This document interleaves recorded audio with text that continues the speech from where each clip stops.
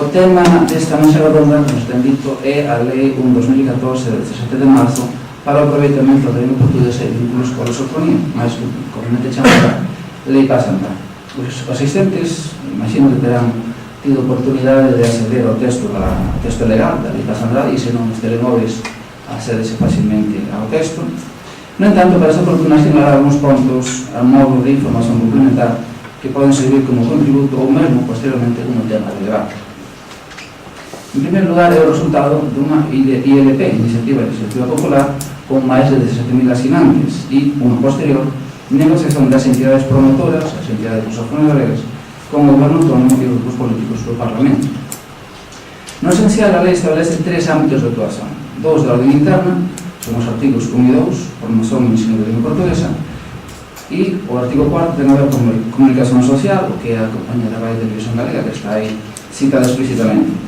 O artigo 3, relativo aos ámbitos internacionais, precisa, digamos, exige un consenso bastante máis alargado. Se os temas de ensino poden ser discutidos e decididos só entre nós, como se diría, aquel e outro dos temas internacionais precisa de máis apoios externos.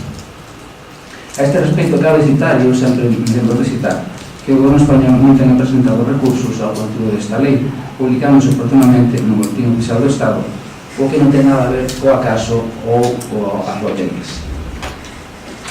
É de coñecemento público que as entidades da sociedade civil, como a ILP, continuaron até a poucos días, até hoxe, facilitando as cousas, creando condicións favorables para o ámbito interno. Para fuxir do fácil, vou entrar no máis difícil, que é o meu barco, que é as relacións internacionais, concretamente na questão da CPLP, Comunidade de Países de Lingua Portuguesa. O pasado día 6 de xuño, o xornal Lisboeta Público divulgou unha noticia en que se indicaba, ou se anticipaba, os nomes dos países que optan a entrar como observadores na reunión dos xefes de Estado e de Goberno que terá lugar na cidade da Praia, capital de Cabo Verde, no próximo mes de xuño, que costuma ser entre os días 23 e 24 de xuño. Será o momento en que Cabo Verde asuma a presidencia pro tempore para os próximos 2 anos. Os nomes son França, Italia, Andorra, Luxemburgo, Serbia e Argentina. Uns días máis tarde, o ministro Boris Johnson anunciaba públicamente que a Gran Bretaña tiña presentado tamén a súa candidatura, esforzándose en valorizar positivamente a inmigración portuguesa no Reino Unido e cuánto eses migrantes contribúen para o relacionamento mutuo entre o Reino Unido e os países de lingua portuguesa. O valor estratégico global da lingua de Camões crecerá polo menos un grau, se non máis, coa entrada destes países, para cuxa misión tenden a negociar coa CPLP polo menos 2 tipos de documentos. Un é sobre políticas xerais, basicamente as políticas que xa están establecidas, e outro é sobre lingua portuguesa, por tanto, teñen que adherir a algún dos pontos establecidos no plano de acción de Brasilia e no plano de acción de Lisboa. Por tanto, é un tema que posiblemente nos pasa respeito. Eu digo, se iso nos diz respeito a nós, a entrada destes países, o interese destes países en entrar, se ten algo a ver connosco ou se é asunto que non nos interesa. E para facer unha sesión vou citar, xa que o noso embaixador Elder Lucas, representante de Angola na CPLP, xa está aposentado, podemos facer un comentario, ele seguramente non terá máis inconveniente en que se comente isto. Nosa Academia, a Academia Galega de Lingua Portuguesa, ten unha Comisión de Relacións Internacionais, creouse há 10 anos, e en 2009 comenzamos a visitar as embaixadas dos países dentro da CPLP, primeiro Portugal, segundo lugar Brasil, terceiro lugar Angola, por orden lógica. Na misión de Angola, está no mesmo edificio de embaixada na Avenida da República, recebemos o doutor Elder Lucas e ele comentaba o seguinte, nada máis entrar. Comenzou a falar de Manuel Fraga Iribarne e falou tamén de Emilio Pérez Touriño como presidentes galegos que intentaron incorporar a lista da CPLP, o cual nós intuíamos, mas non sabíamos. Seguidamente, comentou explícitamente que nós íamos ir para continuar este traballo. Nada nos hacía pensar que fora do país fósemos vistos simplemente como galegos, con independencia das nosas filiacións políticas ou ideológicas. A lição que obtivemos foi clara. Para dentro na Galicia podemos discutir o que nos entendemos máis, o que nos quixemos, mas para fora é imprescindible levar unha só voz, é fundamental. Claro que para iso, pois razoamos nós, era preciso resolver ou encontrar un ponto de equilibrio para a división existente no campo cultural galego entre reintegracionismo e isolacionismo, porque a alternativa é que eses problemas acaben sendo trasladados a Lisboa. o que implicaría e implicará con certeza un fracaso para todos nós. Claro que nesta resolución de problemas internos algúns teñen máis capacidade de iniciativa, maior responsabilidade e outros menos. Acabo citando a carta enviada ao presidente do Goberno Autónomo, Alberto Núñez Feixóo, por as entidades promotoras de ILP, con data de 29 de maio, asinada pola Academia Galega de Lingua Portuguesa, a Bagal, a Asociación de Estudos Galegos e a Fundación Mendiño. Dela asinado ese apuntamento sobre o incumprimento da lei que as entidades promotoras están indicando. Por tanto, fico por aquí. Dou a palabra á primeira interveniente, será por orden alfabética. Tocalle, por tanto, a nosa amiga María Antón. Pois moitas grazas, Ánxelo, ante todo, grazas polo convite para participar neste curso, felicitar e parabenizar a USC por promover esta iniciativa, así como a Asociación Galega da Lingua e a Academia Galega da Lingua Portuguesa. É sempre un placer voltar á universidade, en la que xa fai casi máis de 3 décadas que eu pasei por as aulas, porque, como decía antes Teresa Moure, ser filla de operario, estar na universidade naquela altura, pois a verdade é que era un placer estar no xerme do coñecemento, gozando da liberdade das relacións que ofrece a universidade. Complaceme tamén compartir mesa con as miñas compañeras do Parlamento de Galicia, onde todas nós, como ven, se relatou no currículum que se lee de cada unha. Formamos parte da Comisión Cuarta, que é a Comisión de Educación e Cultura, por lo tanto temos tamén ocasión de debater entre nós pois cuestións como a que hoxe vamos a falar aquí. Unha cuestión que inevitablemente leva a que os grupos da oposición unha cuestión que inevitablemente decía leva a que os grupos da oposición ao Parlamento de Galicia consideren que o Goberno da Xunta de Galicia do Partido Popular está a incumprir tanto o Plan de Normalización de Lingua Galega como a coñecida Lei Valentín-Andrade, e que evidentemente no Grupo Popular nos esforzamos por decir que non é de todo certo pois a súa posición. Entón eu coido que entre a súa posición e a nosa posición haberá algo de verdade polas dúas partes. Eu quero salientar aquí algo que tamén é incuestionable. O impulso para a aprobación do Plan de Normalización Lingüística no ano 2004 sae dun goberno do Partido Popular. É un plan que contou con unha ampla participación en institucións, de reputados especialistas, máis de 100 especialistas, en moitos campos. Un abano de campos que vai dende a sociolingüística, a creación literaria, artística, a administración, etc. Un plan nacido desde o consenso e aprobado polo conxunto das forzas políticas con representación parlamentaria. Un documento pensado para actuar nas diferentes esferas da sociedade, para que o noso idioma adquira unha presenza regular, normal, na vida cotiá de calquer cidadán de Galicia. Este ambicioso plan, que recolle máis de 400 medidas concretas, constituíu un avance importantísimo para que a extensión do noso idioma a todos os ámbitos da sociedade. E podemos discrepar sobre a implementación das medidas. Nós non somos autocomplacentes. Evidentemente tamén facemos autocrítica. E, como decía, podemos discrepar das implementacións das diferentes medidas, da velocidade con que se desenvolven ou outras cuestións semellantes, pero non podemos olvidar da existencia de medidas e propostas para o seu cumprimento que están encaminhadas hoxe en día. E máis, o actual goberno da Xunta é o primeiro que desenvolve sectorialmente o plan. Así, o plan de dinamización da lingua galega no tecido socioeconómico é unha das medidas que consideramos moi importantes porque supón un paso máis aló do que é simplemente a difusión da lingua en ámbitos que normalmente está máis constreñida, como poden ser pois, a cultura, a creación artística, onde parece que a lingua ten que ter unha preponderancia maior que en outros segmentos. E nos intentamos extender, como decía antes, a todos os segmentos da sociedade, da vida cotiá, o noso idioma. Tamén o plan de dinamización de lingua galega na mocidade, que se está a elaborar agora mesmo e que é un desenvolvemento do sector 2 deste plan. E quixera empezar a miña intervención poniendo acento no plan de normalización lingüística, porque, a meu entender, por entender no noso grupo, é o primeiro paso para poder dar o salto á lei o aproveitamento da lingua portuguesa e vínculos da lusofonía aprobada en marzo de 2014, que, como xa se dixo aquí, acabou de dicir a lei Valentín-Andrade. Porque, de algún xeito, podería ser un apartado máis deste plan, unha especialización que é o vínculo coa comunidade lusófona. Esta lei, que como todos coñecen, pon o acento nunhas cuestións moi concretas, xa que é unha lei moi curta, no articulado e moi clara e xenérica na súa finalidade, pois é un pouco a cuestión a que nos vamos a referir. E para falar da lei e do seu cumprimento en estes 4 anos que leva de desenvolvemento, pois quixera falar un pouco do que se está a facer nos diferentes artigos que a lei ou o mandato da lei nos está a decir.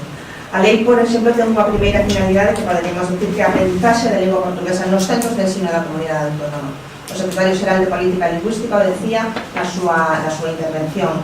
Cando a lei se aproba, hai 800 e pico alumnos que están estudando nas aulas galegas a materia de lingua portuguesa, e agora mesmo hai máis de 3.000. E iso non se produce porque sí, se produce porque realmente hai un interese pola comunidade autónoma, polo goberno autónomo, que hai que ter as competencias para desenvolver a lingua portuguesa sen ser unha materia que se pode estudar nos nosos centros. Se falamos con os datos na man, porque ao final, inda que a parte cuántica, ás veces en materias como estas, debería de ser secundaria, porque quizás a parte cualitativa debería de pesar, ao final os datos son os que son e temos que falar deles, e os datos na man de 2018 temos que nos alumnos que estudan en segundo de ESO ou bacharelato o portugués como segunda lingua estranxeira ou materia de libre configuración, como tamén decía antes o secretario xeral, aumentou no último ano un 19%. 2.647 alumnos en 59 centros teñen esta posibilidade e escolleron esta posibilidade, que son dúas cousas diferentes. Ter a posibilidade de escoller, teñen que ir da man. A administración ten que dar esa posibilidade, a escolla depende de vos. Os alumnos das seccións bilingües que estudaron neste curso 2018 son 106 en 7 centros, dous centros máis que no curso 14-15. Os alumnos das escolas oficiais de idiomas, que están repartidos en 80 grupos por todas as escolas da comunidade galega, foron no ano 2018 1.500 alumnos. Estas cifras dan un total de 3.700 alumnos, cando decía antes, na aprobación da lei, había 861. Os medios asignados a aprendizaxe son variados e de distinto calado. Para facer un pequeno resumo, que necesitamos ou que se necesita para que realmente sexa unha implementación real? Efectivamente necesitamos auxiliares de conversa, que cada ano se van incrementando. Necesitamos que eses auxiliares de conversa ademais teñan unha especialización, por eso botamos man do Instituto Camões, que como sabedes é o Instituto da Lingua Portuguesa. Un acordo que nos permite reforzar a enseñanza de portugués como segunda lingua en 9 centros educativos galegos, o que supón que 500 alumnos contan con o apoio de docentes especializados portugueses en súa aprendizaxe. Tamén programas de aprendizaxe de linguas, digamos, de forma xenérica, que se centra máis na parte do portugués, como o programa PIALE, un programa destinado ao profesorado para a realización de itinerarios formativos para a mellora da súa competencia lingüística e comunicativa, un incremento de prazas para as estarías e para as actividades. Como decía, para afondar no mandato da Lei Paz Andrade no ensino, este curso 2017-2018 se está rematando, celebráronse diferentes actividades e accións, cursos de actualización lingüística e comunicativa, creación das seccións bilingües, enfoques de licencias por formación do profesorado para a creación de cursos en línea en materiais en portugués para facilitar ese achegamento a todos os alumnos que desexen ao estudo aos profesores tamén de portugués, ampliación da colaboración con o Instituto Camões para incrementar ese número de centros, ofertar itinerarios de formación para o profesorado para a súa certificación, etc. E finalmente, neste capítulo da aprendizaxe, subliñar as estadías lingüísticas para o alumnado de Galicia no estranxeiro, que este ano tamén aumentaronse, abrindo máis de 20 plazas. Unha segunda finalidade que marca a lei é promover as relacións en todos os niveis con países de lingua oficial portuguesa. De maneira especial, digo, fomentarase o coñecemento desta lingua por parte dos empregados públicos, a participación das institucións en foros lusófonos de todo tipo, económico, cultural, medioambiental, deportivo, así como a organización de eventos con presencia de entidades e persoas de territorios que teñen o portugués como lingua oficial. Este artigo 3, como podedes ver, é tan amplo que dá un abano de imposibilidades casi a do infinito. E vou a tratar pequenas resumos de pequenas accións que se estaban realizando e que foron proxectadas neste ano pasado. Por exemplo, as actividades de formación dos empregados públicos. Comentar que a Escola Galega de Administración Pública, como sabedes, ten a encarga, ten a competencia de dar a formación aos empregados públicos non só da Xunta de Galicia, sino tamén das outras administracións públicas da nosa comunidade, a administración local, véase, Diputación ou concellos. A Escola Galega deseña cada ano un plan anual formativo que ofrece a todo o conxunto de empregados públicos. En este ano 2018 ofertou máis de 7 cursos, tanto de nivel básico como intermedio de Portugal, pero tamén de conversa, que foi unha novidade neste ano académico, porque é a primeira vez que se ofertaba. E tamén cursos de cooperación transfronteriza e cohesión. Para mí é unha cuestión moi importante, para a Administración Pública Galega é unha cuestión moi importante que os empregados públicos coñezan a todas as posibilidades de cooperación transfronteriza e cohesión, porque, como sabedes, desde o ano 1991 hai o que se chamaba antes unha comunidade de traballo, Galiza Norte de Portugal, a que despois me referiré. As actividades de ámbito cultural. Pois, sen duda, o ámbito cultural é o ámbito que máis actividades realiza, creando programas e abrindo novos espacios de colaboración. Quizás sempre a lingua vai asociada á cultura. A lingua, evidentemente, é cultura, pero, como tamén decía ao principio, non pode ser simplemente unha parte, senón que ten que ir o todo. Por iso, cando me refería ao tema da lingua na parte económica, que é tamén unha das ideas principais que ten a lei Valentín Paz Andrade, pois non o podemos deixar de lado. Pero, volvendo un pouco ao que estaba comentando, o ámbito cultural, sen dúbida, é dos máis, digamos, activos, con programas desde fai tempo que están moi consolidados. Entre eles vou a destacar, por exemplo, o programa Nortear, que, como vostedes coñecen, seguramente é unha iniciativa que se desenvolve no marco do acordo de entendemento asinado pola Consellería de Cultura, Educación e Ordenación Universitaria, a Dirección Regional de Cultura do Norte de Portugal e a Agrupación Europea de Cooperación Territorial Galicia Norte de Portugal, a Comunidade de Traballo, para establecer accións conxuntas de colaboración cultural. En Nortear recolle moitas iniciativas dentro de seu, por exemplo, o Premio Nortear, que é un certame literario que xa vamos pola cuarta edición, as conversas Nortear, onde participan diferentes persoeiros do ámbito da cultura, tanto de Galicia como de Portugal, exposicións.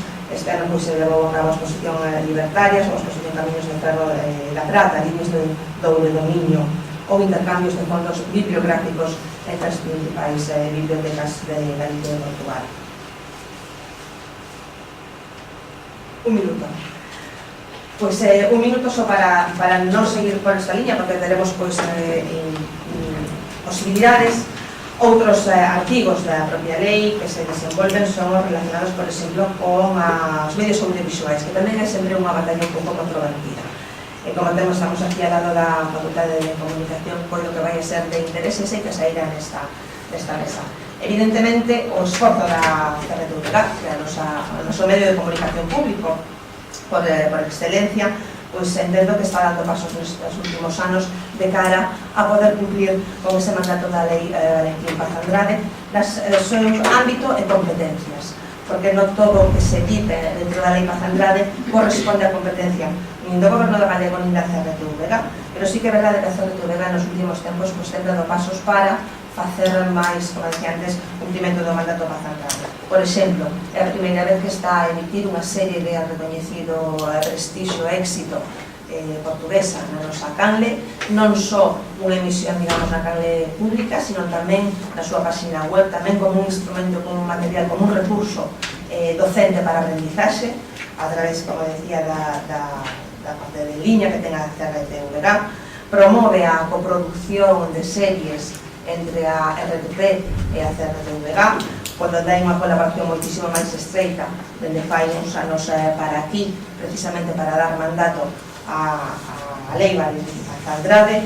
Evidentemente, como decía ao principio, pois todo pode ser mellorable, todo se pode ampliar. Eu entendo que estamos dando pasos firmes neste sentido. Espero que sigamos neste marco de colaboración con todos os países lusófonos e poder seguir dando pasos para dar cumplimento ao mandato da lei Paz Andrade, como teremos ocasión despois de falar con Carlos. Obrigados, María Antón. Entón, toca agora o momento de que fale Concesión Burgo en nome do Partido Socialista de Galicia. Moitas gracias. Non sei se escoita ben. Sí, ben.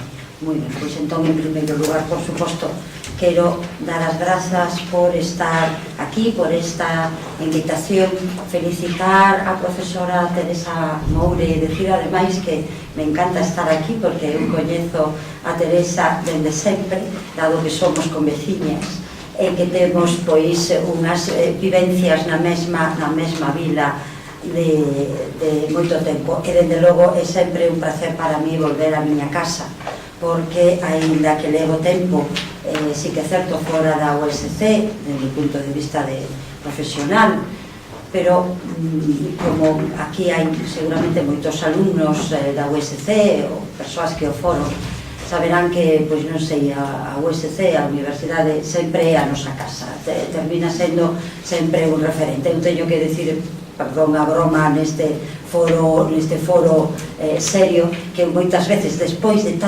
máis dunha década, cando salgo de casa, moitísimas veces digo, bueno, ben, volvo pronto, vou á facultade, e o que donde vou ao Parlamento, vou ao claustro, nunca vou ao pleno, vou ao claustro da facultade. É dicir que sempre deixa unha marca, por lo tanto, para min é un placer estar aquí, aínda que, desde o punto de vista tamén de política, non de outra cousa que estamos, que foi como me invitaron, non? Eu quería centrarme tamén, porque creo que o que debemos na Lei Paz Andrade, sobre todo tamén nas súas características propias. En primeiro lugar, a Lei Paz Andrade é unha lei de iniciativa popular. É dicir, pode ser que o Partido Popular impulsara dende o punto de vista de que se non os votos do Partido Popular, tal que ten maioría absoluta, non é posible aprobala. Pero o que sí é certo é que o proxecto naceu dunha vontade popular de asociacións diversas que todos coñecemos e que foi levada ao Parlamento como tal, aceptada no Parlamento porque cumpría todos os requisitos. Teño que decir que moi apoiada, porque son 17.000 firmas que tiveron. Estou segura de que podería ter moitos máis en outras circunstancias, pero 17.000 firmas son moitas firmas de persoas para conseguir esa presentación. E logo pasou, foi aceptada, foi debatida a súa toma en consideración nun pleno do Parlamento no ano 2013, foi aprobada a toma en consideración por todos os grupos políticos. Formouse, como en todas as leis, unha ponencia onde aí todos os grupos se fixeron as enmendas que se consideraron oportunas, creo que tendo sempre en consideración aos promotores. É dicir, eu teño que decir que nese momento eu non levei, dende o punto de vista de diputada, esta lei. Foi o meu compañeiro Francisco Camaño que levou esta, que xa non está no Parlamento neste momento, que tramitou en nome do Partido Socialista esta lei, non? Pero sí que sei que foi, todos os grupos políticos estivemos tamén moi en contacto cos promotores para consensuar tamén con eles un texto, porque hai que decir que a lei que foi aprobada ao final, no 2014, non é exactamente igual que o proxecto que entrou no Parlamento a través das enmendas dos grupos, pero sí que creo que foi consensuada cos promotores e dende logo tamén consensuada entre os grupos políticos, porque outra dos elementos importantes desta lei é que foi aprobada por unanimidade. É dicir, que todos os grupos políticos puxémonos de acordo.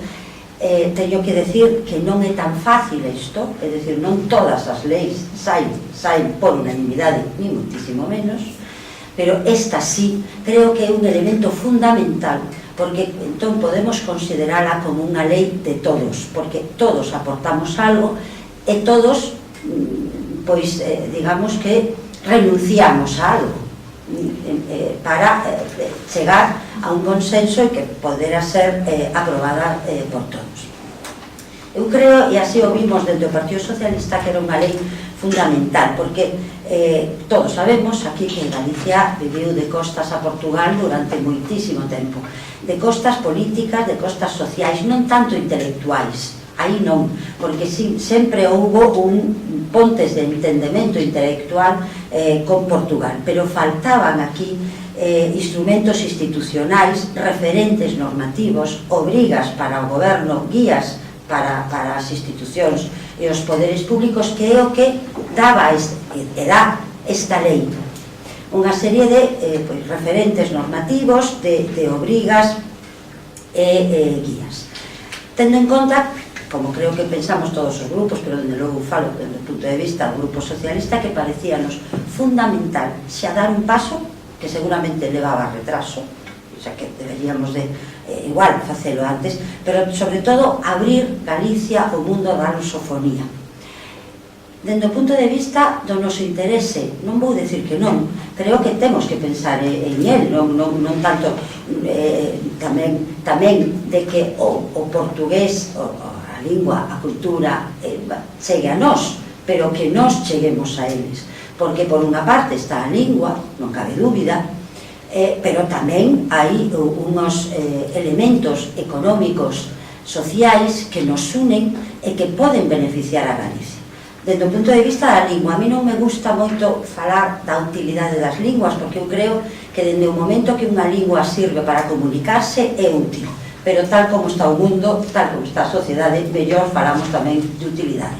E esta lei deixaba claro, creo que manifestaba algo que temos que saber todos, que o galego é útil internacionalmente, é útil no mundo de fora de Galicia, non é útil tan só o castelán e o inglés, tamén o galego, que nos acerca a unha poboación de máis de 260 millóns, pode ser agora non de falantes, pero que tamén nos acerca e temos máis posibilidades nun mercado económico, comercial, turístico, desa cantidade inmensa de persoas, pero tamén de mercados e países emerxentes fundamentais. Portugal, por suposto, que está máis preto de nós, Brasil, Angola, etc. É dicir, que tamén son esas vías as que temos, creo que abre a porta esta lei, e que para nós, dende logo, foron importantes. Como estamos a falar da lei, e como eu represento o Partido Socialista, creo que, bueno, porque debo comentar cales foron as nosas enmendas e que intentamos aportar nós a esta lei. É certo que, insisto, as enmendas foron transaccionadas, por lo tanto non é que chegaran todas en sentido literal, pero creo que unha aportación importante nosa e esa sí que está recollida na lei, o artigo 5, que foi impoñer a obriga ao goberno, que sexa o que este nese momento, de dar un informe anual de todo o que se fai durante ese ano, dos obxectivos futuros, do custo, demais, unha rendición de contas que para nós era moi importante para que non quedase, como pode ser cas leis en algunha ocasión, pois moi bonita no papel, pero con pouca aplicación práctica. Outra dos elementos que a nós socialistas, insisto, nos preocupaban era, e fixemos enmendas a este respecto, é que o ensino do portugués non fora utilizado polo goberno como unha excusa para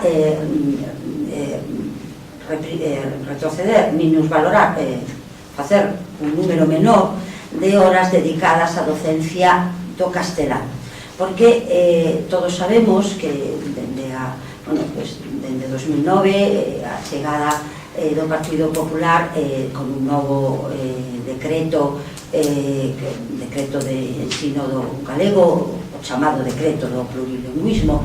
De repente neste país o plurilingüismo convertimos en trilingüismo e o tempo da docencia repártese entre castelán, galego e inglés, e tiñamos temor de que de repente chegáramos a un cuadrilingüismo, entón todo quedase máis reducido. Eso foi evitado, é dicir, que sí, chegamos eses acordos tamén co Partido Popular. E logo, pois, tamén aportamos, creo que, a visión de que esta lei tiña que ser continuada con unha serie de decretos. Teño que decir que esos decretos de desenvolvemento, pois aínda, pero estou seguro que o secretario xeral que está aquí seguro que impulsa, e que é a súa vontade impulsar esos decretos que tamén son necesarios e que están na propia lei, que non están como nos queríamos, pero insisto, como importante da lei e que é de consenso, que todo o mundo renunciamos a algúns elementos, non? Pero desde ese punto de vista parece-nos fundamental. María Antón xa comentou os elementos, porque é unha lei moi concreta, curta, concreta, non por iso menos importante. O sea, encher papel por encher moitas veces non sirve para nada, sino para non facer nada ao final, non? É unha lei concreta, pero importante, non? Que ten unha serie de ámbitos, como ela decía, importantes. Eu quero referirme despois tamén o farei cos outros, a este elemento que ten a lei de que Galicia debe, non di debe, pero di fomentar pois as unións, as alianzas, os convenios de todos os ámbitos con todos os países relacionados ca lusofonía e demais. Artigo, por certo, que está plenamente unido a noso estatuto, no artigo 35.3, onde se di que nos autonomía, nos país, nos Galicia, temos a posibilidade de facer alianzas e convenios con outros países que teñan similitudes culturales e demais. Isto non o di a lei, como decíamos antes, pero sí que todos, ao falar disto, pensamos na integración de Galicia na CPLP. Eu recoñezo que non é tan fácil, non é Galicia, temos que ter unha aprobación do goberno para facer iso, pero tamén creo que, remato, creo que temos que é un elemento fundamental, non? Esa entrada na CPLP e que nos, o Partido Socialista, levábamos no programa de goberno nas últimas eleccións autonómicas. Antes, o falaba Ángelo, tanto Fraga como o presidente Fraga, o presidente Touriño intentaron, e creo que, bueno, pois é unha vía que aínda está aí por desenvolver e que é necesario. En canto ao cumprimento da lei, eu solamente quero facer, é certo que discutimos moito deste cumprimento da lei na Comisión Cuarta de Educación e Cultura no Parlamento. É coñecida a postura do Partido Socialista de que creemos que vai con excesiva lentitude. Por exemplo, o ensino de portugués crece o número de alumnos, eso é certo, imos ver a parte positiva, seguramente con lentitude en un sistema un pouco inestable. Remato dicindo solamente unha cousa. É un pouco triste que Extremadura, por exemplo, que non ten os nosos vínculos ca lusofonía, que ten algo moi importante, que é a cercanía xeográfica, claro, non a fronteira, pero que viron perfectamente o poder económico e social que podía ter para eles unirse. Eu non sei, tiña que facer a conta, pero seguramente duplica ou triplica o número de alumnos de portugués. Por lo tanto, é posible.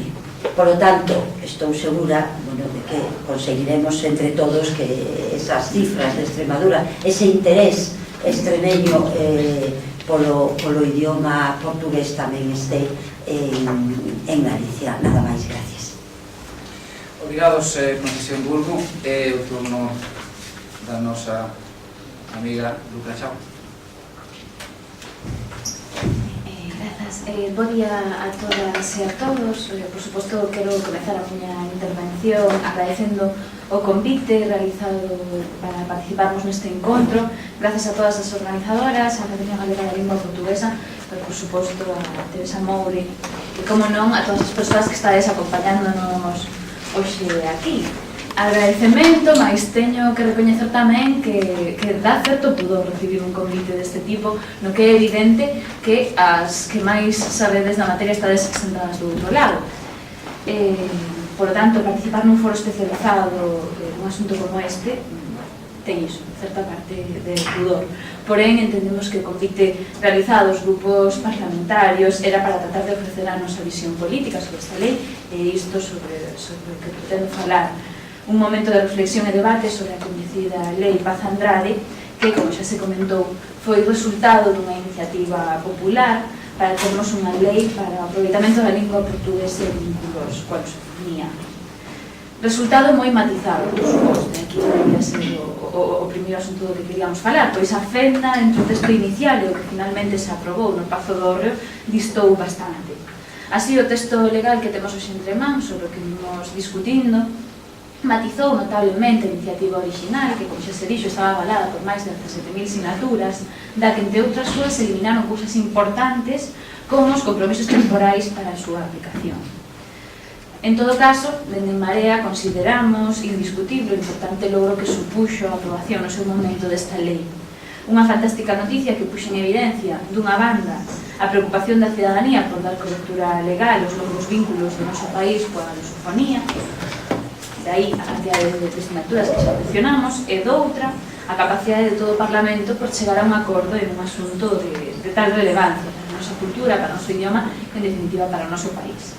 O que non sabíamos daquela, ainda que seguramente se podía intuir, é que a capacidade de chegar a acordos tiña algo de trampa, pois, en realidade, o Partido Popular non parecía que tivera a intención de facer con ela moito máis do que fai con moitas das leis. Anuncios, pouco máis. E así, como estamos hoxe aquí, 4 anos despois da súa aprobación, non hai apenas consecuencias. Polo que, en fin, este debate debería ser tamén un tempo de valoración.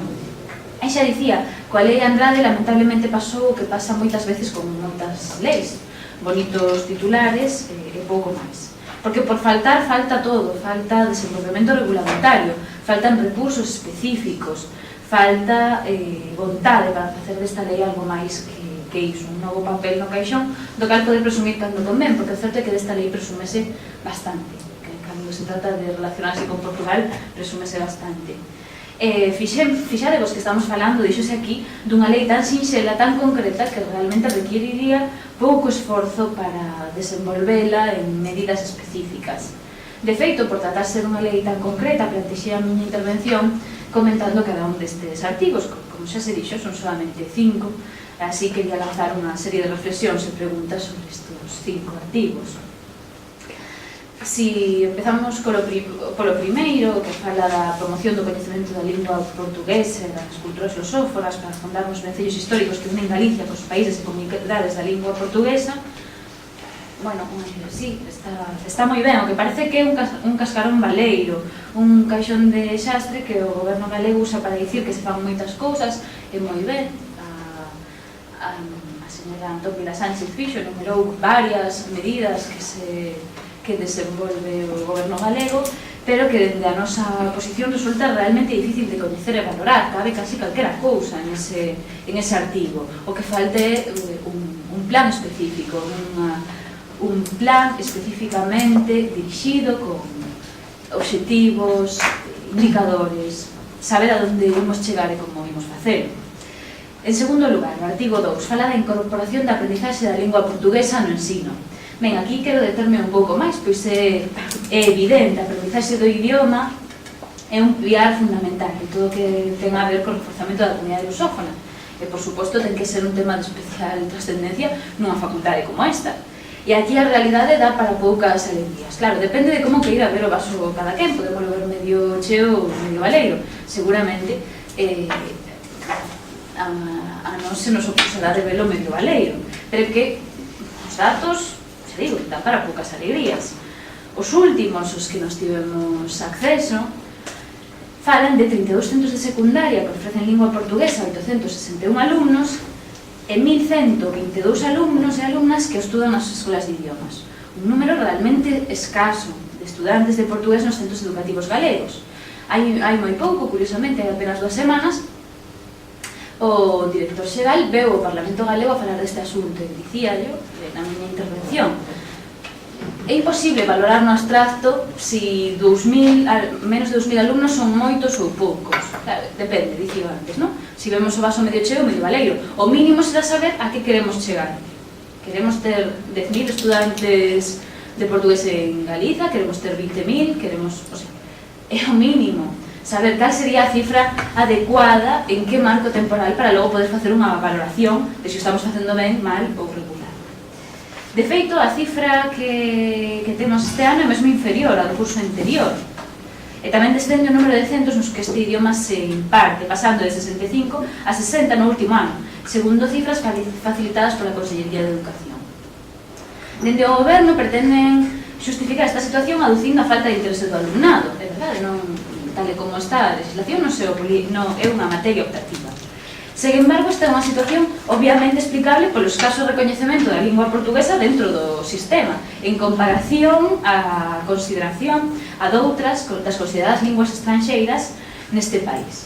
Consideración que ten a día de hoxe a lingua portuguesa neste país. Nos pensamos que neste senso a administración ten a súa man precisamente as ferramentas para fomentar a aprendizaxe e dar a coñecer as potencialidades enormes que ten para as galegas e os galegos o dominio da lingua portuguesa.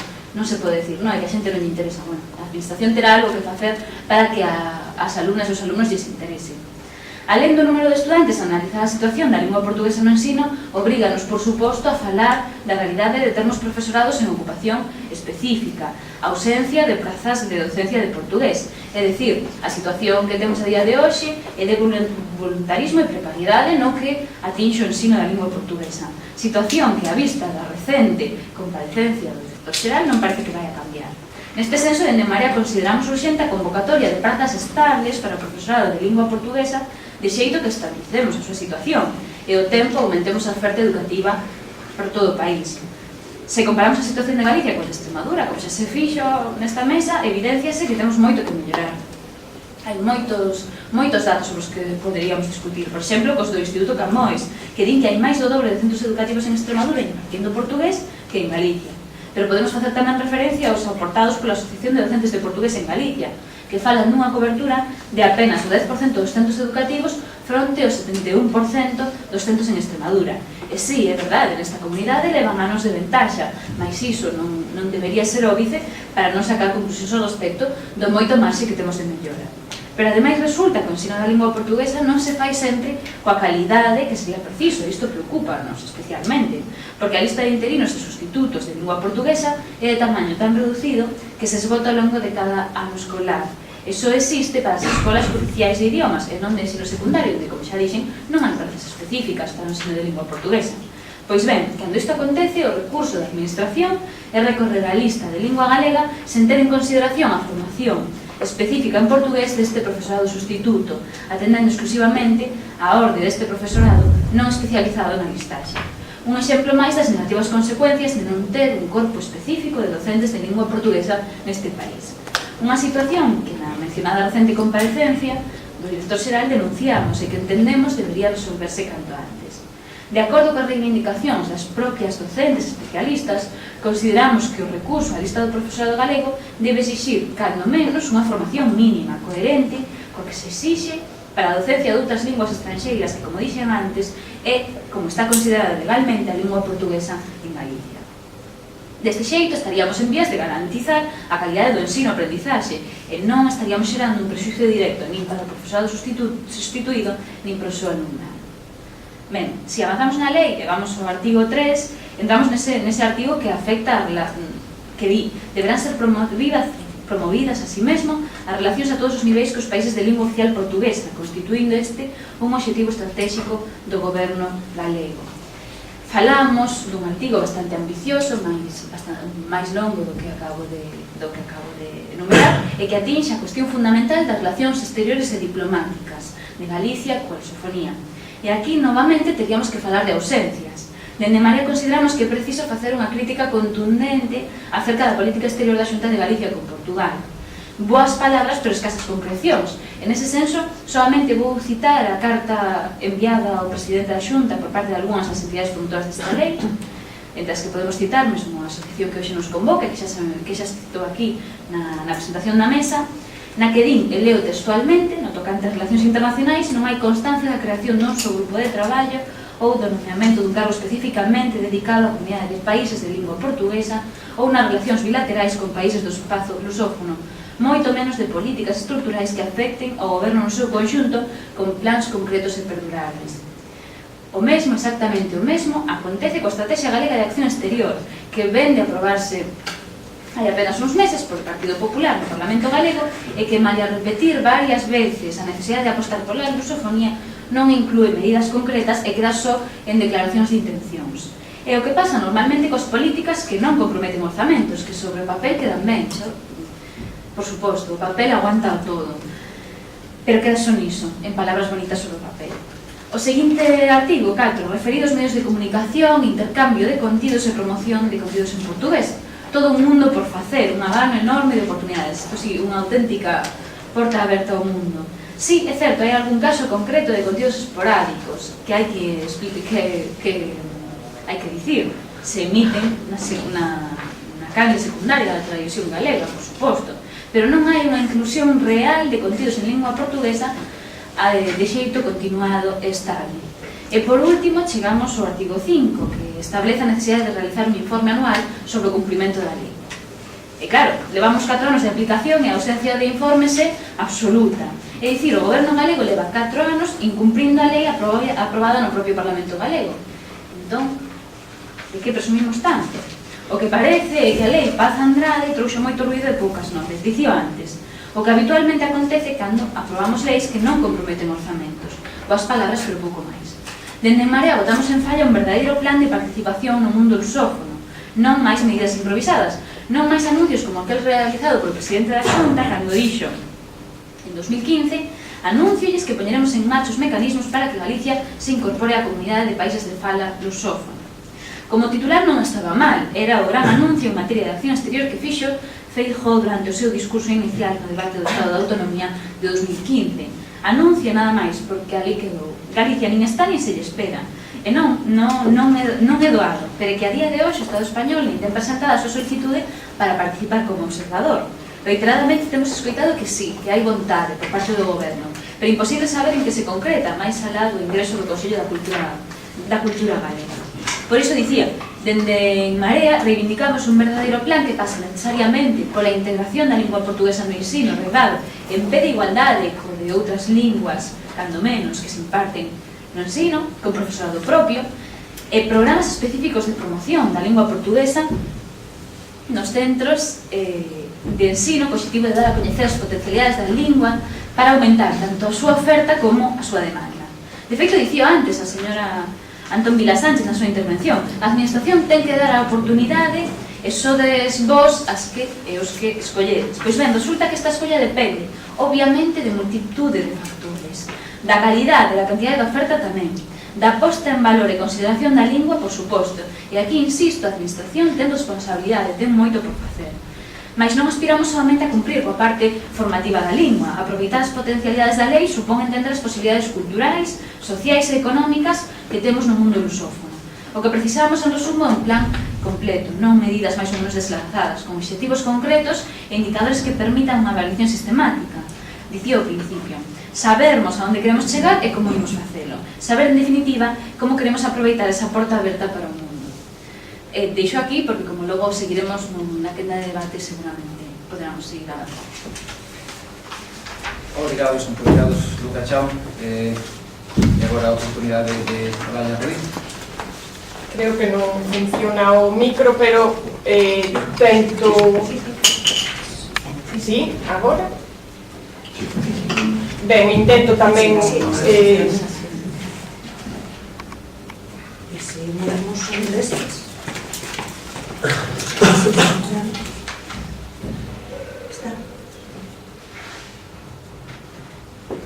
Senón, creo que ademais o formato da aula axuda a que nos poidamos escorizar Sí, agora sí. Moito mellor.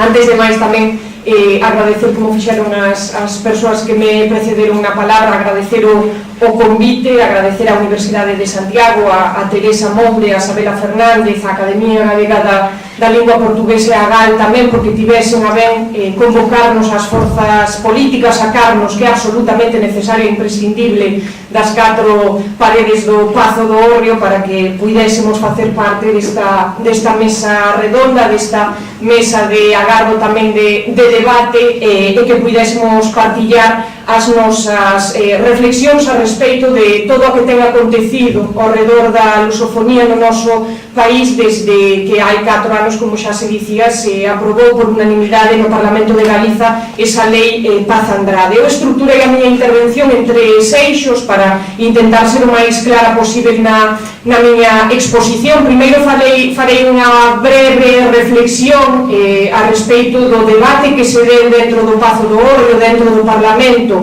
cando se tramitou en ponencia esta iniciativa legislativa popular, un pouco tamén unha reflexión, porque eu convido vos a todas e todos a que acudades ao diario de sesións e leades cal foi o debate, cales foron, porque houve moitos matices xa naquel momento tamén, cando se debateu non só a toma en consideración no 2013, senón a aprobación finalmente do texto legislativo no ano 2014. Despois farei un breve balance que desde o BNG temos realizado, como tamén se dixo, pois con motivo desas comparecencias do Secretario Xeral de Política Lingüística no seo da Comisión Cuarta, e despois farei brevemente unha prospección de futuro, cal é a folla de ruta que entendemos desde o BNG deberíamos levar a cabo colectivamente no noso país. Aquí hai moitos axentes implicados, pero é obvio que cando falamos de desenvolvemento e de aplicación do marco normativo, o goberno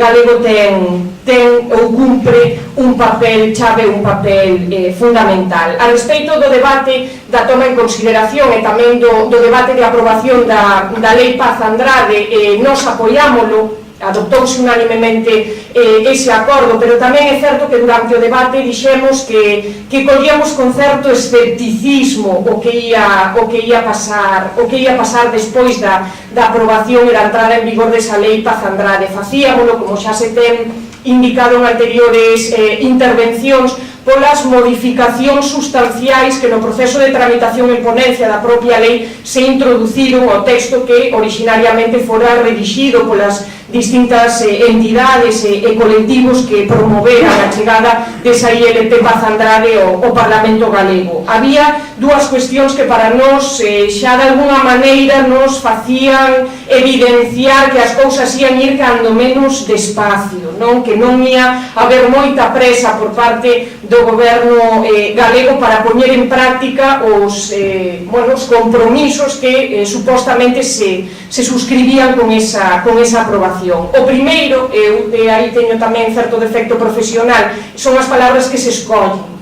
As palabras construen realidades e tamén nos ensinan un pouco cal é a vontade coa que se sacan adiante as cousas, non? E lonxe de aprobar ese compromiso a 4 anos vista, por exemplo, para introducir a aprendizaxe da lingua portuguesa nos distintos niveis do ensino regrado no noso país, que era o que originariamente, como dicía Luca na súa intervención, contemplaba a ILP Paz Andrade, pois sustituíuse por un promoverá que remataba con unha cuestión que para nós é básica e é fundamental, e fixarnos prazos, porque senón as cousas poden alongarse, evitan eterno, como despois na parte de análise ou balance do que aconteceu ao longo destes 4 anos e 3 cursos académicos, pois a realidade evidenciou. Había por esa banda certo escepticismo por parte do BNG, aínda que, insisto, nos apoiámola absolutamente convencidas, e despois tamén unha cuestión que para nós tiña moito a ver co desenvolvemento de outros aspectos da propia lei, que era incorporar a aprendizaxe o uso normalizado da lingua portuguesa entre as persoas que fan parte da función pública. E logo verémolo, porque cando falamos desa incorporación, desa adhesión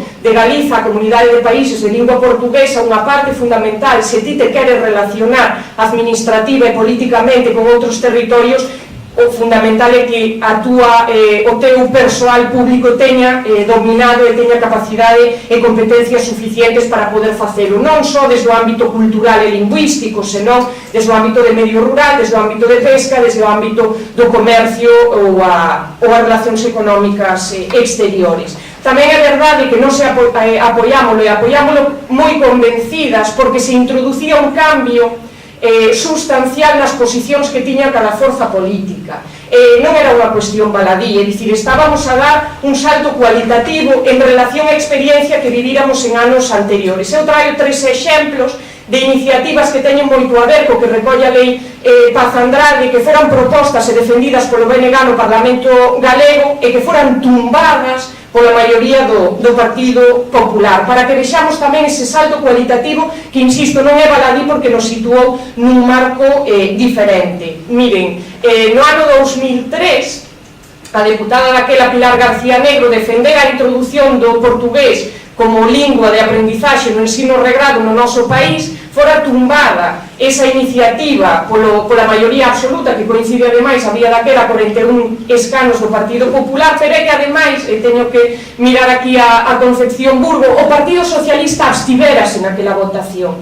É dicir, vemos que anos, non 15 anos, non 11 anos transcorridos desde aquel debate no Parlamento galego, que o que propuña era que se introducise no ensino regrado do noso país a aprendizaxe da lingua portuguesa, mudaran e moito as posicións, mudaran e moito, e non só por parte do Partido Popular, e iso tennos que ir situando nun horizonte esperanzador. Eu tamén quero que hoxe saiamos daqui con un halo de esperanza, que as cousas teñen mudado e teñen mudado moito, ás veces non ao ritmo que desexaríamos, ben é certo, pero sí que é certo que se teñen dado pasos. No ano 2010, daquela as representantes do Bloque Nacionalista Galego no Congreso dos Deputados e das Deputadas do Estado Español defenderan, no marco do debate de aplicación e implantación da televisión digital terrestre, que o Goberno do Estado Español, que é quen ten as competencias na xestión do espectro radioeléctrico, dese un paso e accedese a que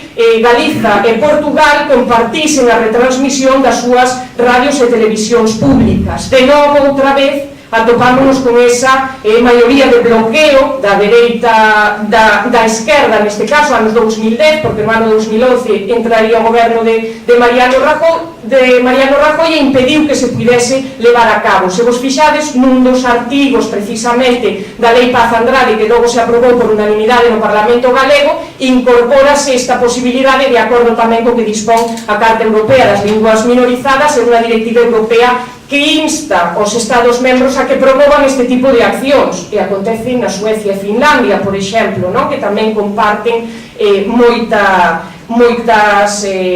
moitos lazos culturais e lingüísticos. E logo, por último, no ano 2012, daquela foi Bieito Lobeira, en nome tamén do Grupo Parlamentar do BNG, defendera e instara a Xunta de Galiza a iniciar as accións e medidas que correspondesen para iniciar o proceso de adhesión de Galiza á Comunidade de Países de Lingua Portuguesa. Dábase ademais aquel debate no marco dunha crise económica brutal e o discurso, a defensa que fixo naquela altura o BNG da necesidade de que Galiza desenvolvese este traballo de adhesión á CPLP tiña moito a ver tamén coa necesidade de explorar novos mercados, novas relacións económicas, comerciais e financeiras que permitisen desenvolver social e económicamente o noso país. Tendemos a ollar única e exclusivamente para unha das nosas fronteiras, máis alá do Padornelo está España, pero ben é certo que Galiza ten moita outra fronteira por abaixo e ademais trascende esas fronteiras territoriais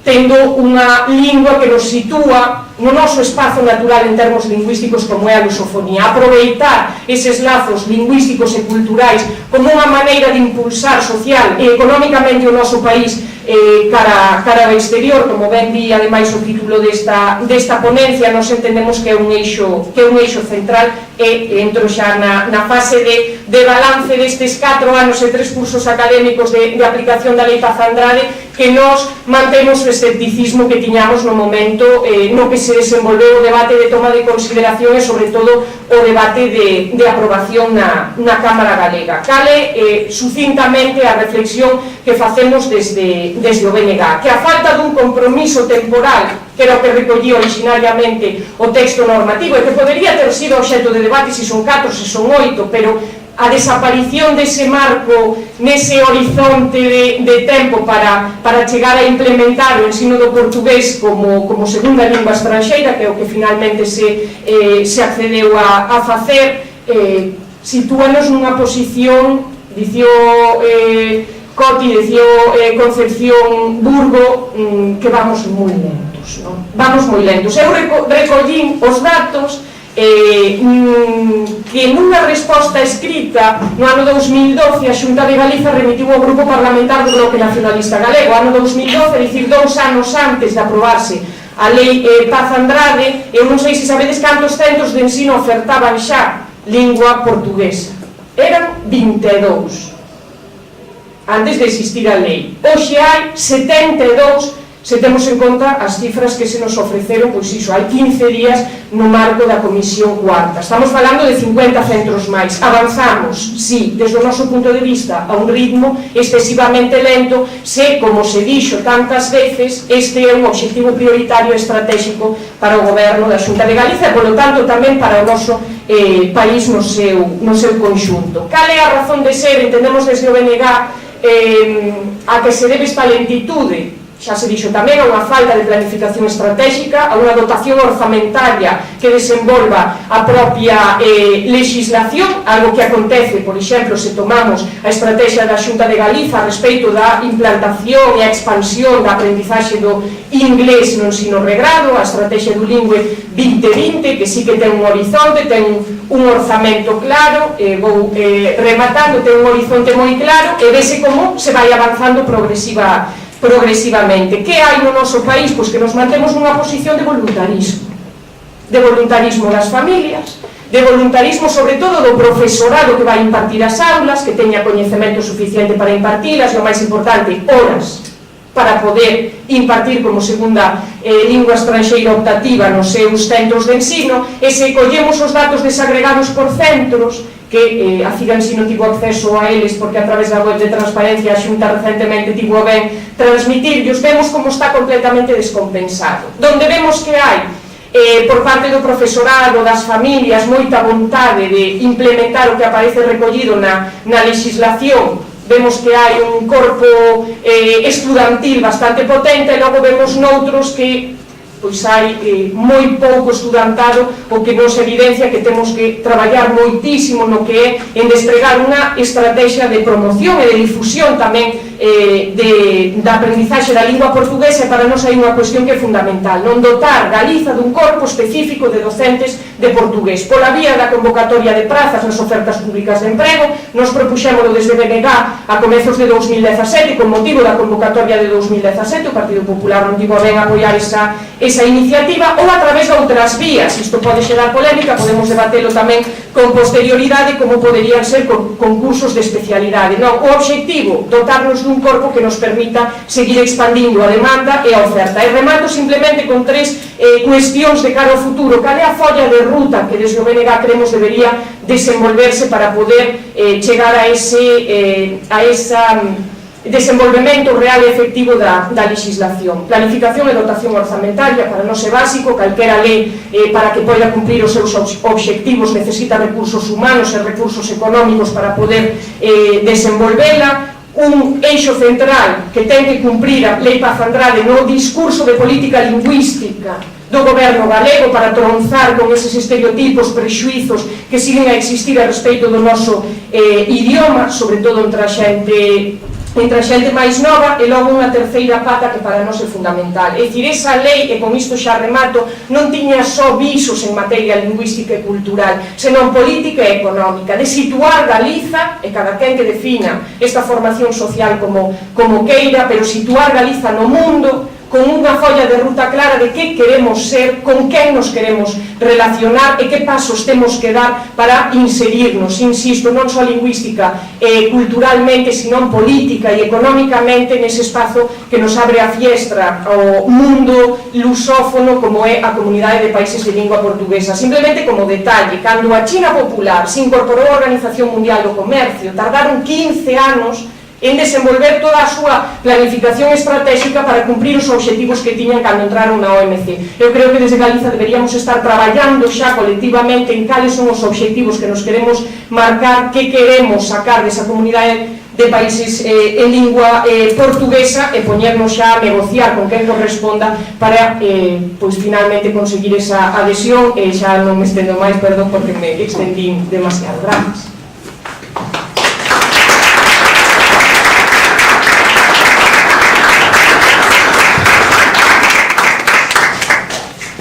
Obrigados a Olalla.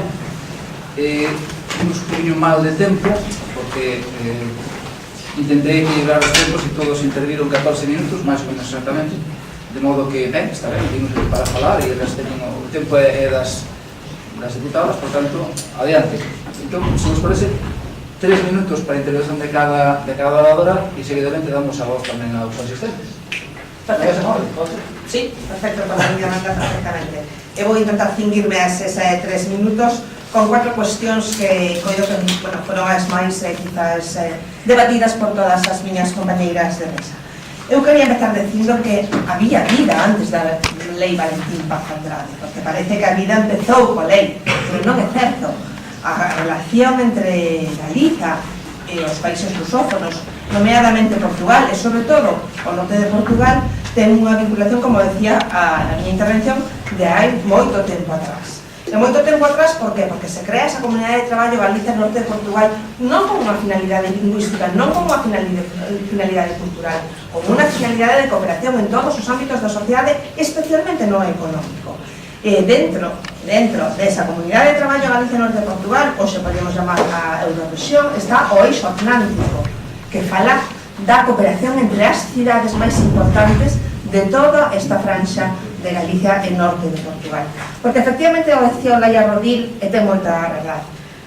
Se escollen as palabras, e cando se escollen as palabras para meterlas nunha lei, hai que tamén interpretarlas. Entón a lei no artigo 1 di: os poderes públicos galegos promoverán. Os poderes públicos galegos non é a Xunta de Galicia soamente. Non é a Xunta de Galicia soamente. Entón a responsabilidade non é só do goberno da Xunta de Galicia na implementación da lei. Hai máis poderes públicos que están implicados nesta lei. E decía máis, como decía, había vida antes desto. Estaba a cooperación, a comunidade de traballo, o eixo atlántico. Hai 3 eurocidades en Galicia, no norte de Portugal. Está a Eurocidade Chaves Berín, Tui Barensa do Miño, Salvaterra do Miño, Monsao. Non falan de agricultura, falan de temas económicos, falan de temas socioeconómicos. Están os programas de cooperación transfronteiriza dende os principios dos tempos que eu tive a sorte de vivilos. Traballamos por un Interreg no ano 94, dende turismo sacamos o primeiro mapa turístico Galicia Norte de Portugal. Estamos a falar de economía. Entón non podemos decir que a parte socioeconómica, a visión parte socioeconómica aparece a partir de 2014. Eso é falso. Hai moitísimo traballo detrás antes. Despois, o tema de Extremadura, nomeado por as miñas compañeiras. É un mantra que teño que decir que está baseado en pés de barro. As realidades de Galicia e de Extremadura son absolutamente distintas. E se partimos de situaciones distintas, chegamos a conclusións distintas. Por lo tanto, facer unha equiparación é un método erróneo. E a señora Chao, que fala de que a súa vida é precisamente dedicarse a valoración de políticas públicas, deberá saberlo. Non podemos comparar realidades distintas porque chegaríamos a conclusións erróneas. Evidentemente, o sentimento que ten Galicia cada Portugal co sentimento que ten Extremadura cada Portugal é moi diferente, entre outras cousas, porque en Extremadura non entenden o portugués coa facilidade que entendemos nós, porque temos o galego como lingua común, como tronco común. Esos venceñamentos que teñen históricamente as nosas linguas e a nosa cultura fai que teñamos máis facilidade e fai que en Extremadura intente o vexan máis como unha segunda lingua de verdade portugués e nos non, é unha apreciación. O mellor Pois errónea ou equivocada, pode ser, pero é unha percepción. Con respecto á representación de Galicia na CPLP, evidentemente o Consello da Cultura Galega, que é unha institución estatutaria, representa Galicia na CPLP. Que queiramos outro tipo de representación, que sexa necesario outro tipo de representación, é un debate, pero estamos representados na CPLP. Estamos representados con unha institución estatutaria do Estatuto de Galicia. E logo, xa por último, porque é tamén un debate así controvertido, o tema do corpo de profesorado específico, para seguir, como decía Olaya Rodil, expandendo a demanda e a oferta, estou a favor e en contra das manifestacións das miñas compañeiras de mesa. Estou en contra de que sexa un voluntarismo e precariedade. Non o podo dicir, porque eso sería tan fácil como decir que os profesores que están impartindo portugués non teñen a cualificación axeitada para facelo, e non estamos de acordo. É un voluntarismo relativo, porque de feito a Consellería de Cultura paga ese traballo, non é voluntario, é pagado. Que podería estar organizado de outro xeito, sí. Que poderían ter sacado un corpo de profesorado específico como pedía a señora Rodil, sí. Eu me comprometo a facer voz no seno da Consellería da Xunta de Galicia para que teñen a sensibilidade de que ese corpo pois é necesario. Pero vamos a partir tamén de cousas que son reais, non hai voluntarismo, non hai precariedade, porque eu non podo admitir que se este cuestionando os funcionarios públicos. Nese sentido, que decía a señora Rodil, de que o corpo de funcionarios públicos teñen que saber portugués para poder, digamos, a nivel, para poder manter esas relacións, pois, señora Rodil, tamén discrepo, porque os funcionarios públicos da Xunta de Galicia, neste caso, porque me toca falar, teñen traballado, como dixen ao principio, moitísimo programas de cooperación con axentes dos países lusófonos con éxito e sen ningún problema. Entón, bueno, pois nese sentido xa non vou a decir máis. Gracias. Entón, perdón, Concesión. Perdón, é que parece que... Sí, escoitase, debe ser o que... Agora. Non sei debe de ser eu o que manexo mal isto, porque... Agora sí. Ben, pois eu non levei tempo antes a falar moito dos resultados ou do cumprimento desta lei. As miñas compañeiras de mesa o fixeron, por lo tanto estou prácticamente de acordo con moito do que se dixo por parte das voceiras de Marea e do BNG. O cumprimento é escaso. E esos son datos e son números, non é unha cousa que podamos opinar.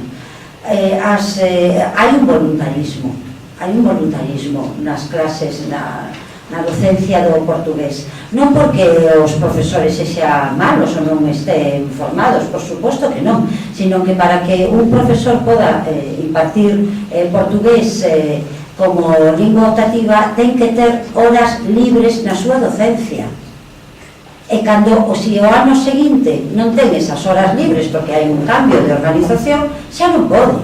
Por lo tanto, por iso falamos de voluntarismo e por iso falamos de inestabilidade.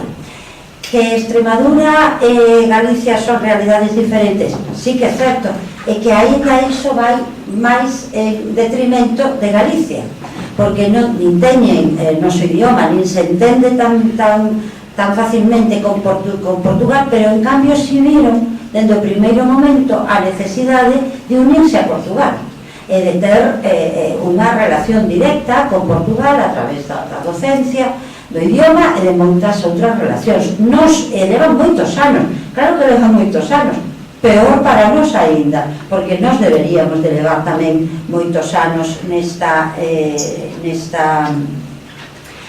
unión, non, con Portugal e a lusofonía. Dende o punto de vista do artigo 3 das relacións, ten toda a razón a señora Rodil. Hai un mundo de relacións políticas, diplomáticas, de relacións exteriores que non estamos a facer. Sí que é certo que está aí Galicia, norte de Portugal, por certo, a ralentí, bastante a ralentí desde fai anos, pero está, sí, é certo. Pero hai outra realidade que é a de la CPLP, que non vale decir que está o Consello da Cultura Galega, que está, e que nos parece moi ben que este, pero está como observador consultivo. pero hai outro tipo de membros do CPLP, que son os observadores asociados, que é o que estamos a falar fundamentalmente. Hai unhas relacións políticas, comerciais, de todo tipo, comerciais, económicas, en torno ao turismo, a pesca, que non pode desenvolver o Consello da Cultura Galega, e que non é cosa súa, non pode, a menos que acepte ser o delegado. Non existe digamos, que un elemento con un grupo de traballo para estas cuestións, porque non está na xenda do goberno galego, e, por lo tanto, non existe. Todo, como podedes ver perfectamente, a lei de Paz Andrade é unha lei moi transversal, é dicir, afecta a moitos departamentos da Xunta de Galicia. Debería haber, digamos, que un coordinador. En estos momentos, por lo que nos di nas comparecencias, o secretario de Política Lingüística é ese coordinador. Eu non teño ningún problema en que o sexa, si funciona como tal, si realmente o goberno o nombra coordinador tamén da parte política, da parte de relacións exteriores, da parte comercial, da parte lingüística e da parte económica.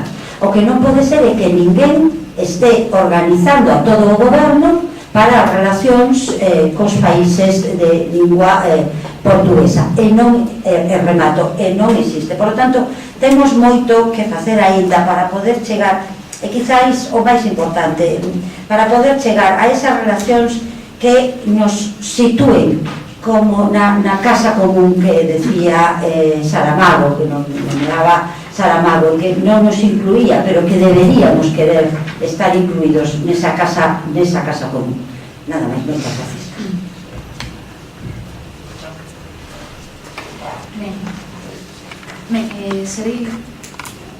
Serei moi breve, porque entendo que as nosas posturas están claras, e o interesante será abrir a quenda de debate que temos a participación, así como digo moi brevemente os tres puntos que se acaban de comentar. O primeiro, a cuestión do profesorado.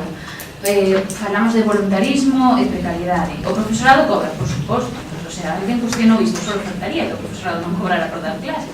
Non pretendemos responsabilizar o profesorado, senón a propia consellería, do desleixo cara a este corpo docente, cara a non existencia deste corpo docente. Dicío antes, nos queremos oferta pública de emprego con prazas específicas para docentes de lingua portuguesa e requisitos equiparables a este profesorado dos que teñen os docentes das outras linguas que se imparten no ensino galego, nin máis nin menos, canto menos. Non horas sobrantes, é unha concepción diferente. Segundo, a demanda e a consideración da lingua. É diferente entre Extremadura e Portugal, obviamente, pero no se entender, o resultado debería ser justamente o contrario.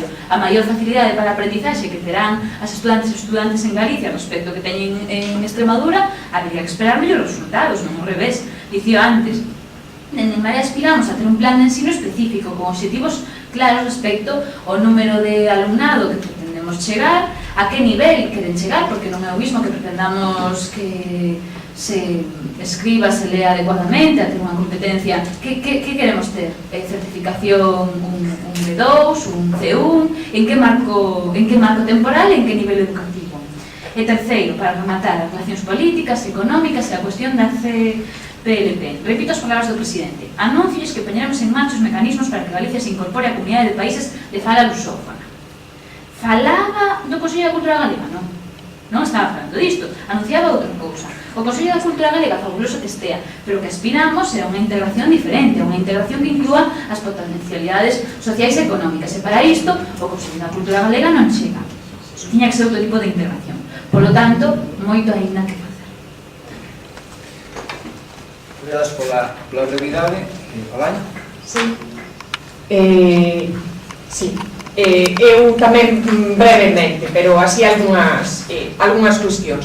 A respecto do caso de o que se definiu ou se coñeceu como modelo Extremadura, a mí unha das partes máis interesantes que me suscitou que aconteceu en Extremadura é que tomaron unha decisión que traída aquí a Galiza sería unha decisión de país. Por Extremadura pasaron dúas cores no goberno, e a esas dúas cores mantiveron un compromiso porque foi unha decisión estratégica adoptada no seu momento. e era que eles o que querían era ter a súa sociedade completamente preparada para tecer esa rede e esa sinerxia con Portugal. E non nos extrañemos que un día nos levanten o goberno extremeño e toquen a porta da CPLP co que iso supoña, non? Entón, eu o que quero é que definamos entre todas e entre todos colectivamente neste país cal é o modelo galego. Como queremos aproveitar, como di o título da Lei Paz Andrade, eses vínculos coa lusofonía e en que posición eses vínculos nos van situar como país dentro desa área, non? Eu non me vou estender máis no do profesorado, pero para min hai unha cuestión que é central e que creo que tamén está, aí o deixo tamén para o debate, que está no cerne da lentitude e a falta tamén dun compromiso real efectivo por parte do Partido Popular da Xunta de Galiza a hora de levar a bon porto os obxectivos que originariamente, polo menos creo, na cabeza do BNG estaban, non sei se nada de todas as entidades que compuñan aquela comisión promotora, e a posición que Galiza pode ter por sí propia no mundo. É dicir, por detrás de todo isto hai tamén un debate a respeito de que é Galiza, que quere ser Galiza e que papel pode ter como territorio, insisto, como formación social, como colectividade humana territorial desde o meu punto de vista nación, pero cada quen que poña a etiqueta que considere que posición pode ter no mundo. E romper coa idea de que dependemos única e exclusivamente do que o Estado español pode ofrecernos.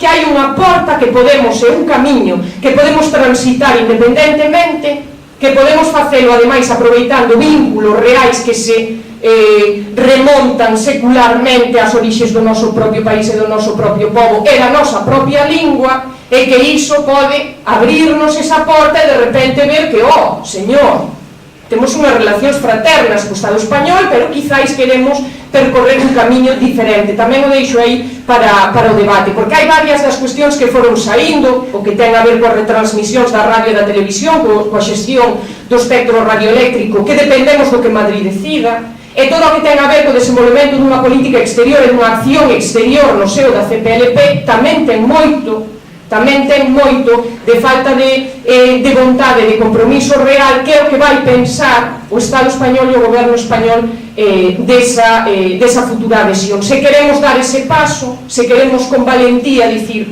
pois eu quero abrir esa porta, ou se preferimos quedarnos no marco e non pasar hasta a cociña.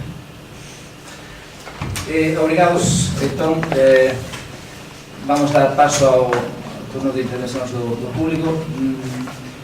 Eu teria tamén moito a comentar sobre todo isto, só vou dar un pequeno apuntamento sobre aquele ámbito no que eu tamén me desglosei e no que continuo a traballar, que nos temas internacionais. En primeiro lugar, o tema da diplomacia ou das relacións internacionais é un tema tremendamente delicado. E caiga. Segundo lugar, precisa lógicamente de moito esforzo durante moitos anos, non é algo que se improvise dun día para outro, sería ridículo. E depois, xa teño dito no principio e continuo a dizer, é fundamental transmitir unha idea de unidade e non de discusión, cual vou reiterar. E así é como ven as cousas de Lisboa. Se este asunto é un tema no que non están de acordo, excusa suficiente para esquecerse de nós directamente.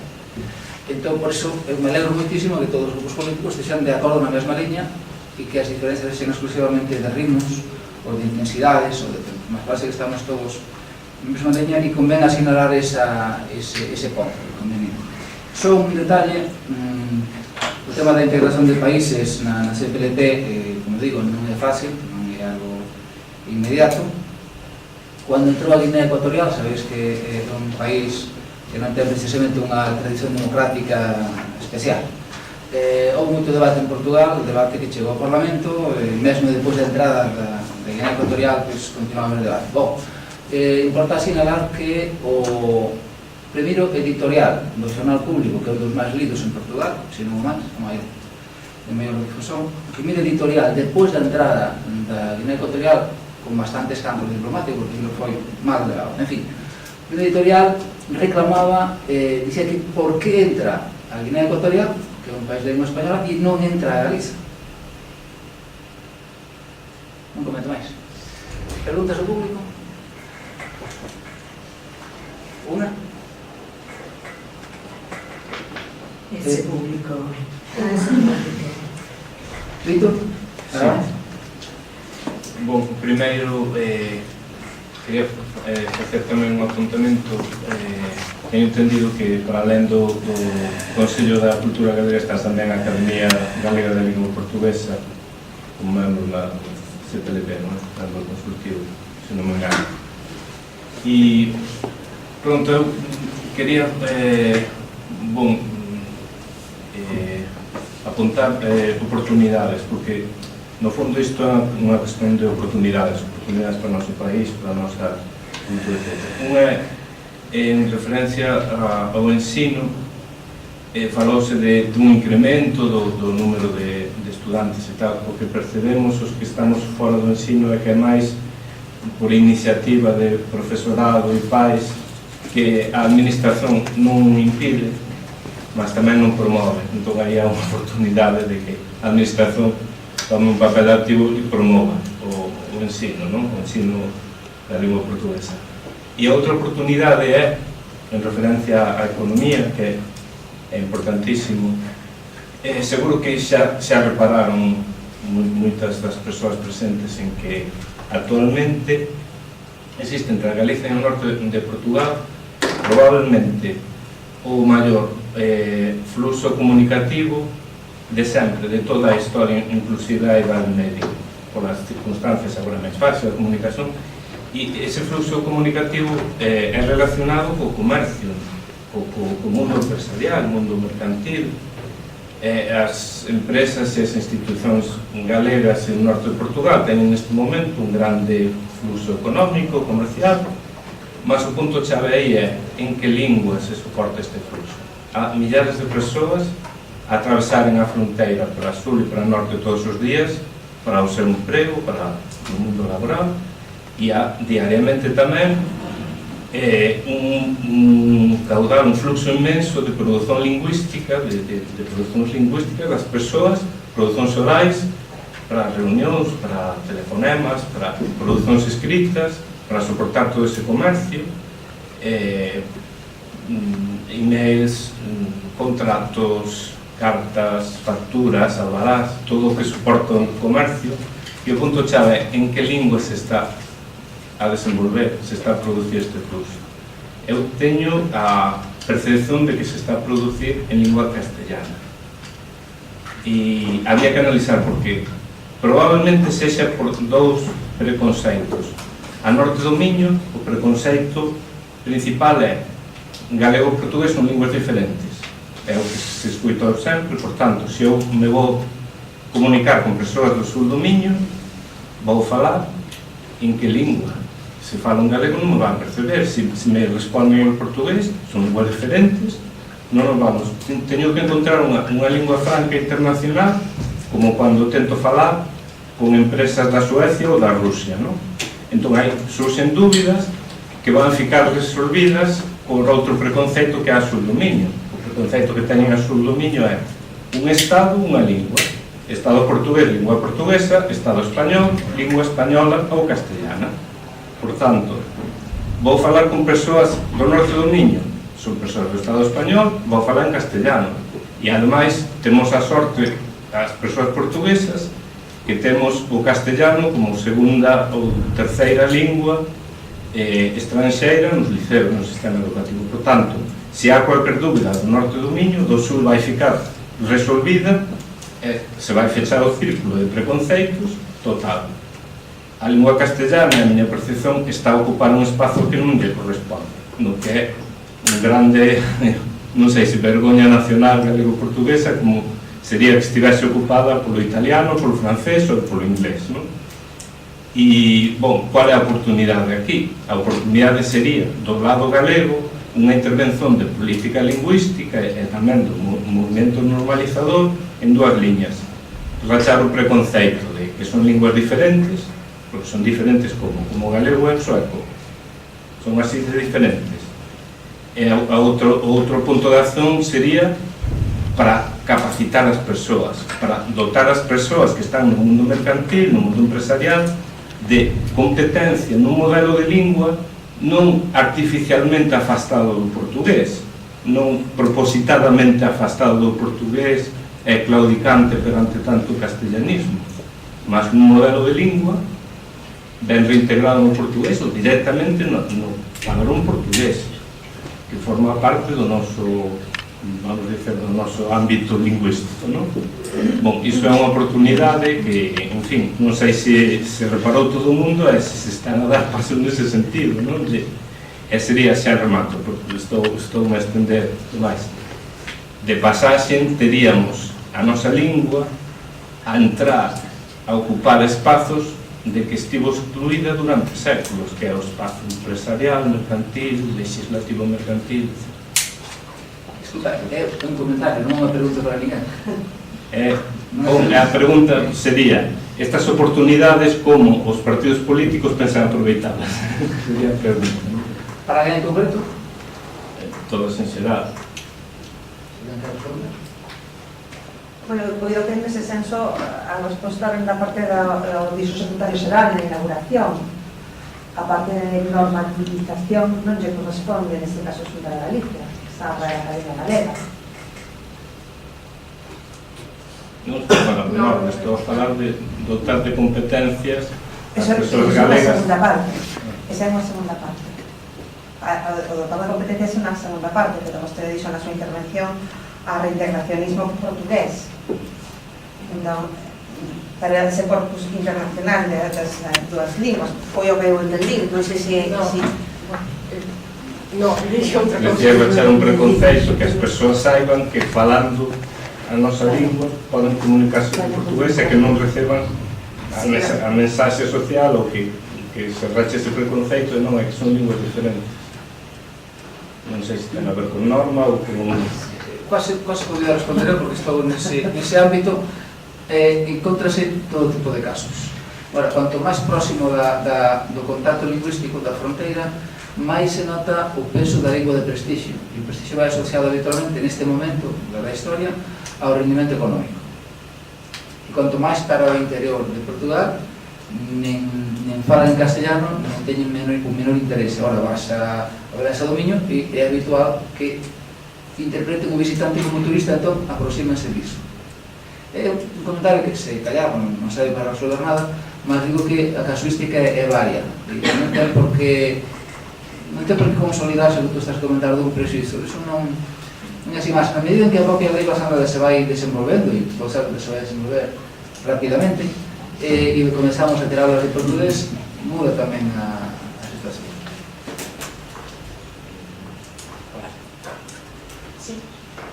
Sí, eu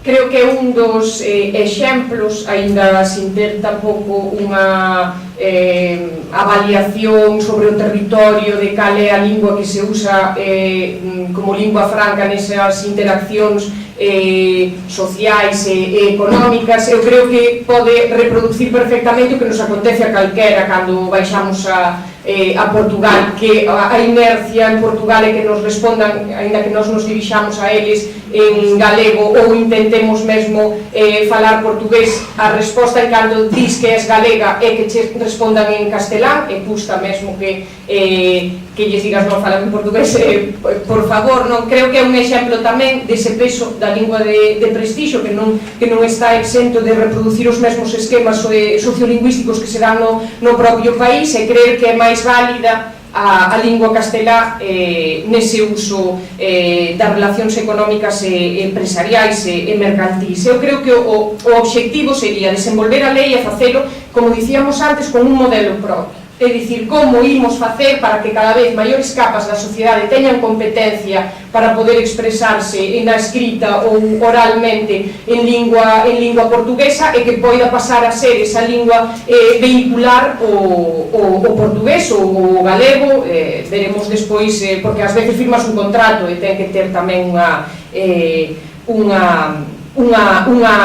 validez. Non, nós eu creo, e por iso insistía antes na miña intervención, que ten que facer parte, case como condición sine qua non, o aproveitamento da Lei Paz Andrade e o desenvolvemento da Lei Paz Andrade no plan de normalización lingüística que desenvolvan as institucións políticas galegas, precisamente para romper estereotipos, prexuizos, tanto dun lado como do outro, pero tamén para valorizar, para dicir que o teu idioma, o teu e non outro, é non só útil, senón que xa te posiciona nunha posición máis de vantaxe a respeito de outros axentes, pois, por exemplo, no eido económico ou social.